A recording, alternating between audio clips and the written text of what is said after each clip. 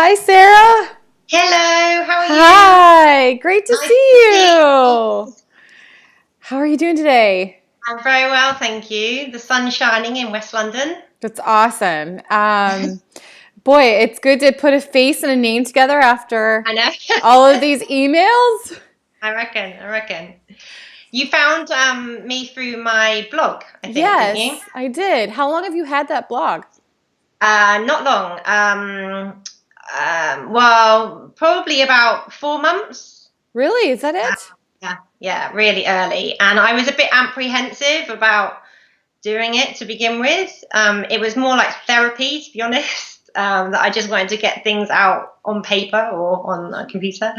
And I still kind of feel a bit, because it's quite early from when I had the treatment and went through the process, I still kind of feel a bit like if I'm um, a person with a mask. Like my blog doesn't have a picture of me, and so this is the first time like that I've got my face out Right, on to out into associate the world. with the Hmm. site. Yeah, yeah. I understand. So, how long ago did you say you did the treatment or you went through egg freezing? Back in the spring of this year, so April, May time. April, May 2016. Yeah. And tell me a little bit about that experience. You live in the UK, so you found a doctor. Was that hard to find? No, like to begin with, the kind of story went along, a few years ago. I first looked into egg freezing in about 2014. I was in a relationship then, but I was sensing that it wasn't really going where I needed it to go, and I was getting worried because I'm now 39. I was 38 when I made the decision. And so I kind of looked it all up, but I did what many girls, I guess, do. You look it up and then you think, oh, I'm never going to need that. It's all going to sort out naturally. And, the person I'm with is going to come through and, it's basically going to all work out.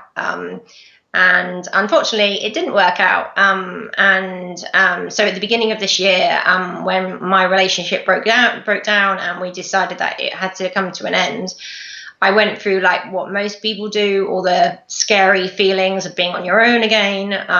But then obviously things get worse when you get older, when you break up with someone, because if you don't already have children, obviously it's terrible if you do have children and then you break up. But I kind of, was feeling like, everyone around me was having kids or had them already.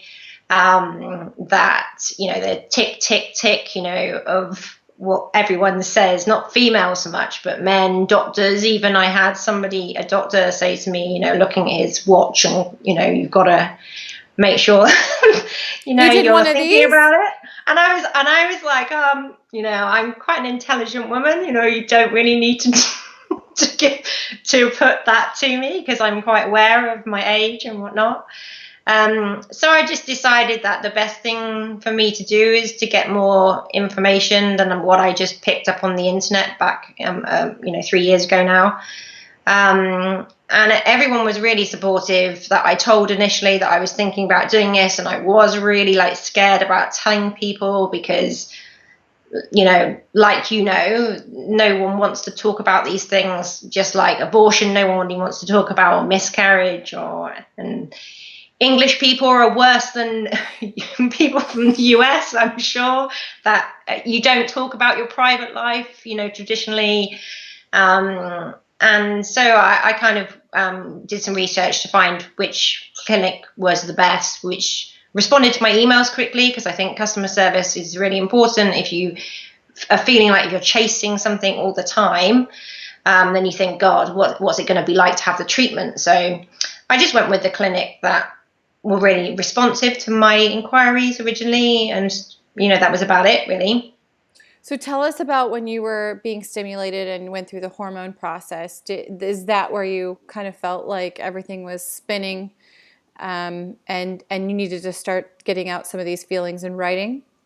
Yeah, I had all these thoughts, at the time, but I, to be honest with you, I didn't write I didn't start writing the blog until afterwards. And I think in a way it's good and bad. I think the blog would have been uber depressing at the time if I'd written it. It would have been written in a different kind of Context. I don't know, context, yeah. And, you know, I can look back now with a much more subjective view about what I went through, whereas at the time you're full of emotion, and the relationship was still quite raw, so that was obviously affecting me. It was amazing to have counselling as part of the service. Oh, did you take counseling, or you had counseling? Yeah. Oh, wow. That was offered. I only got one on. I only went once, and they did say you could come back, you know, during and after if you wanted to. But I think for me, there was a lot of things that I had to get off my chest of the reasons why I got there. You know, why I was going through this process. Whereas I'm sure other people have anxiety about the actual process, but mine was all kind of you know, my disappointment of that, the fact that I was having to be in that position. Mm-hmm. And how did you pay for it, or did you have a savings that you kind of planned for this? And I had never imagined that I would be spending my savings on something like this, but you know, I've always been, you know, you never know what's going to happen in life, whether it's, you know, you need money for a rainy day. So I was lucky enough. You know, many things that I think about, I should have done this a long, long time ago. But then, you know, in my 20s, I probably wouldn't have been able to afford to do it anyway. And so, you know, it's more of a luxury. I kind of feel now that I've been able to do it without, you know, bankrupting myself. Sure. But when I went through the process, there's a lot of things I think that the clinic could have done better in terms of informing me. But I think sometimes I came across probably that I knew things, you know, like I was like, yeah, let's do this, and was kind of felt really empowered at the time. And I think maybe if I'd come across that I was a bit more unsure, then maybe they would have stopped and said, you know, you could do this, or, you know, maybe you could look at finances for 3 rounds rather than 1 round, where they never talked to me at all about how many rounds of treatment I was going to do. How many did you do? Just 1 in the end. And that's for many different reasons. But when I first went to have my consultation and everything, they didn't mention really anything about that. I was just going to go for 1. And then I got my MAH test results back. And that was probably the biggest disappointment that I had for the whole period of time. I just wasn't. I guess I wasn't preparing myself. I don't know what I was preparing myself for. I just thought I would be fine because I'm slim. I run. I eat healthy. I wasn't exactly a perfect 20-year-old, but you know, I've done nothing really to get low results. And the doctor said to me, the consultant said, you've got particularly low AMH results for even somebody of your age, in your age group, which was like somebody felt like somebody's stabbing me That's in the front. Hard news to absorb. Yeah.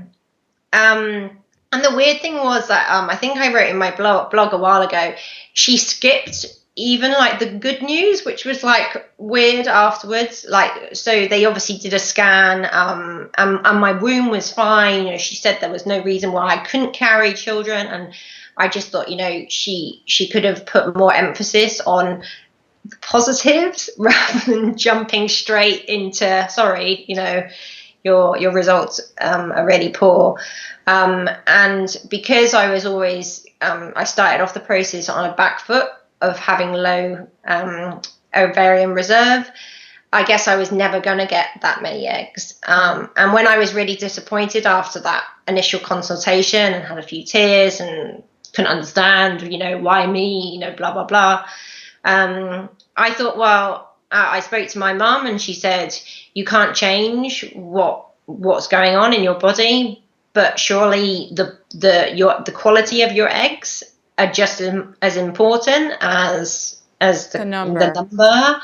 And that kind of made me think things through in a different kind of way. And I just thought I have to do it. And I didn't really even think, ifs or buts. There wasn't like an option. To me, this is definitely what I had to do for many different reasons, I guess. Empowerment, I guess, to feel like if I had taken control back from the relationship, going wrong, and me not be able to do anything about that, and about my future, to have like an insurance policy, I guess. How have you been feeling after all of this? You feel better, more relieved? Yeah, it's weird. I think, I think knowledge is amazing. Like, I think if people had knowledge about what was going on in their body, it would enable them to make better decisions about their future and their life. And I certainly think that I talked about the fact that I felt I was writing, it was therapy that I was writing. And I do feel like the egg freezing was kind of therapy too, helped me moving on and, putting things in place. I guess the only thing that it's raised, and I thought that at the time, I've never been a person that's gone from one relationship to another relationship and to another. I've always kind of like taken stock afterwards, and it has been a bit of time. And obviously, as you get older, you don't have that luxury. There's less men out there, maybe, that are single, blah blah blah. And I thought that by making this choice, that I would, I guess, not have so much pressure on my next relationship and not worry about it so much. And I think I still do. And I don't know whether that's just because I'm a woman and I can't block things out just because I've done something. It's still like, I think I had the same thing. Like, I egg froze about a year ago this time last year in 2015. And I still feel that same maternal desire. I don't think it goes away. So I think you're onto something. I don't think you're alone in that. It's interesting because I do feel like, though, the relating, as far as in the dating relationships, I'm not so pressured on saying like, oh, I need a baby now. It's more or less, do you want children? Do you want the same things? Otherwise, let's not date because there's no point, because I do know that I want these things. So I think it's gotten me more focused on where in life I want to go. Yeah, and I totally agree. I think maybe if I'd gone through this process in my early 30s, I would have started to think about things in a more of a, rational kind of way, and I would have known what was going on in my body, so I could have made plans.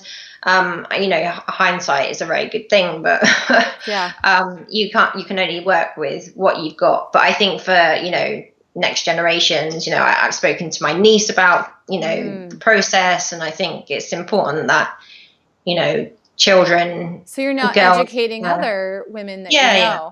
Wow, that's great. I think it's important. Yeah. How many eggs did you get?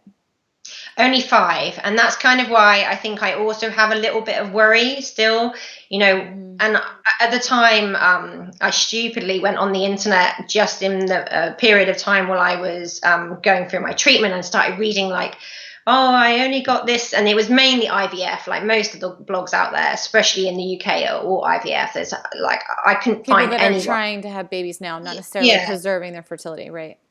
And I've blogged so many different, I've searched so many different blogs, blogged this, to try and find UK people that are going through something similar. And there's hardly anyone. Like, I've maybe found 3 people similar to my situation that are actually writing about it.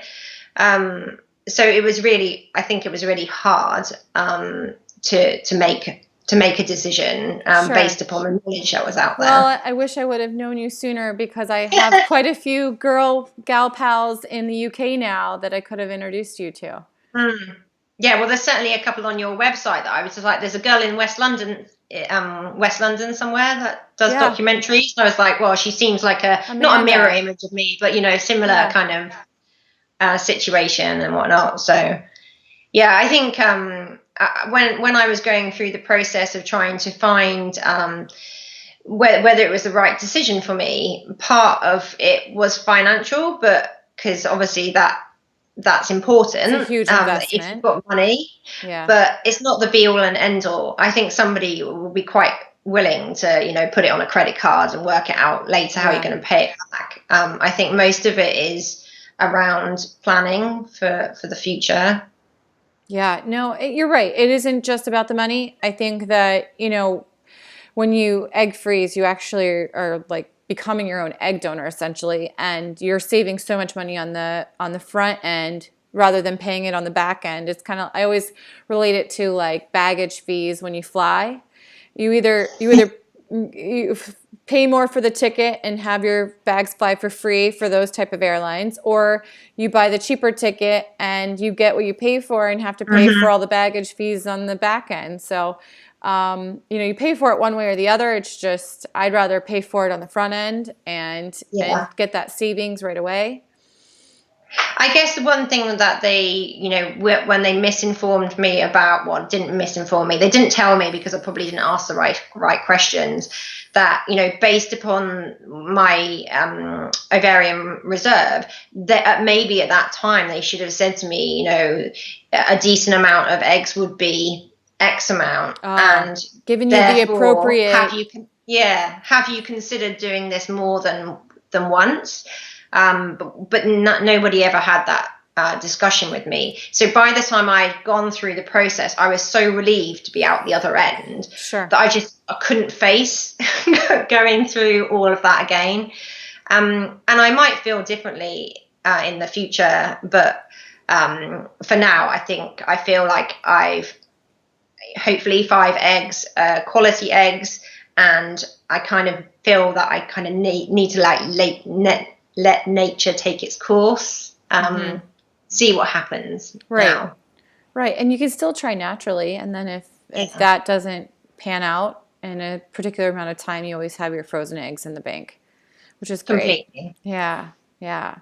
Well, it's been so nice talking to you. I mean, I'm just so glad that we found each other and that you're blogging about it too, because I think that when more women band together and talk about it and don't make it as taboo, it helps other people to have the strength to not only make the decision either way to do egg freezing or not, but to feel empowered too that they're not alone. Completely, because I think when I was going through the process, there was an offer to go to a seminar at the clinic, and there was probably like 30 women sat in this clinic, and you never knew, what they were there for. Were they there for egg freezing, or were they doing IVFs and their partners were at home, or were they deciding to get do it on their own as an option? Whether there was gay couples there, you don't know everyone's story, but even by being there, you kind of feel, gosh, these aren't all 20-something-year-old people. They all seemed fairly similar age to me, and that was really reassuring, even though I didn't really know their story. So the more blogs are out there, seminars, I think one of your videos, there was a lady that set a company up in London somewhere. I think that's fantastic. Yeah That is great. I mean, I can't talk about it enough, even though it's been talked about a lot. I think that there's still things that people may not know. Like, did anyone ever talk to you about possibly making embryos rather than just freezing your eggs?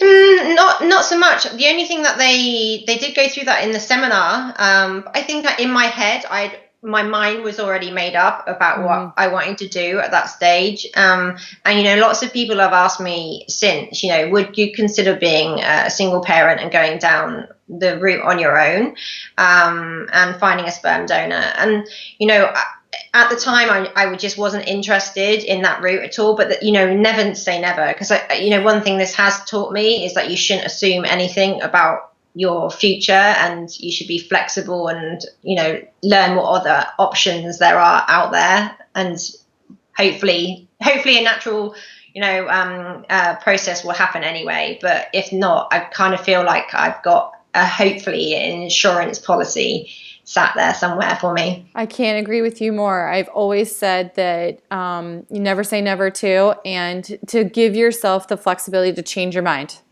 You can change your mind at any point in time, because you might feel differently as each age passes, and as things happen or don't happen in your life, it changes how you feel. And giving yourself that flexibility to change how you feel, I think, is very valuable. Yeah, and I don't know, I wouldn't change anything about my life, so I don't know when the education's supposed to start. You know, I'm not sure educating me at school would have done any better, because lots of things that you learn at school you've forgotten by the time you're 20.